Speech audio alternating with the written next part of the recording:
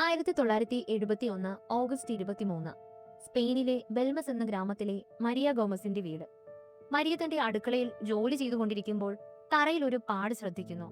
അത് വെറും ഒരു പാടല്ല, സങ്കടം നിറഞ്ഞ കണ്ണുകളുള്ള ഒരു മനുഷ്യന്റെ മുഖമായിരുന്നു. മരിയ പേടിച്ച് ഭർത്താവിനെയും മകനെയും വിളിക്കുന്നു.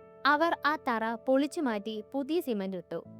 എന്നാൽ ദിവസങ്ങൾക്കുള്ളിൽ അതേ സ്ഥലത്ത് കൂടുതൽ തെളിച്ചത്തോടെ ആ മുഖം തിരിച്ചു വന്നു. വാർത്ത കാട്ടുതീ പോലെ പടരുന്നു.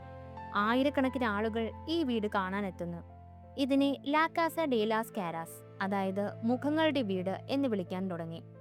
വെറും ഒരു ചിത്രമല്ല ഇത്. മുഖങ്ങൾ കണ്ണു ചിമ്മുന്നതായും ഭാവം മാറുന്നതായും ചിലർ വാദിക്കുന്നു.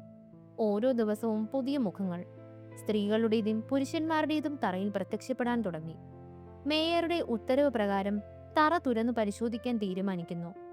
ഏകദേശം 3 മീറ്റർ താഴ്ചയിൽ കുഴിച്ചപ്പോൾ ഞെട്ടിക്കുന്ന ഒരു കാര്യം കണ്ടെത്തി. അവിടെ തലയില്ലാത്ത നിരവധി മനുഷ്യ അസ്ഥികൂടങ്ങൾ ഉണ്ടായിരുന്നു.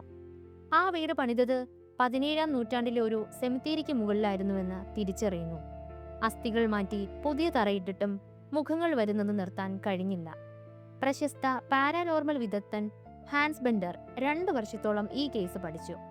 തറയിൽ പ്ലാസ്റ്റിക് ഷീറ്റിട്ട് സീൽ ചെയ്തിട്ടും പുതിയ മുഖങ്ങൾ രൂപപ്പെടുന്നത് അദ്ദേഹം സാക്ഷ്യപ്പെടുത്തി. വീട്ടിൽ നിന്ന് കരച്ചിലിന്റെയും നിലവിളിയുടെയും ശബ്ദങ്ങൾ ശാസ്ത്രജ്ഞർ റെക്കോർഡ് ചെയ്തു. ഇതൊരു തട്ടിപ്പാണെന്നും മരിയയുടെ മകനാണ് ഇതിന് പിന്നിലെന്നും ചിലർ വിശ്വസിക്കുന്നു.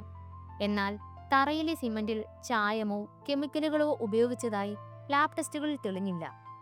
മരിയ 2004 അന്തരിച്ചു. ഇപ്പോഴും ആ വീട് സന്ദർശകർക്കായി തുറന്നു കൊടുക്കാറുണ്ട്. ഇന്നും ലോകത്തിലെ ഏറ്റവും വലിയ പാരാനോർമൽ കടങ്കഥയായി ബെൽമസ് ഫേസസ് നിലനിൽക്കുന്നു. ഇത് മരിച്ചവരുടെ ആത്മാക്കളാണോ, അതോ ശാസ്ത്രത്തിന് കണ്ടെത്താൻ കഴിയാത്ത മറ്റെന്തെങ്കിലും രഹസ്യമാണോ?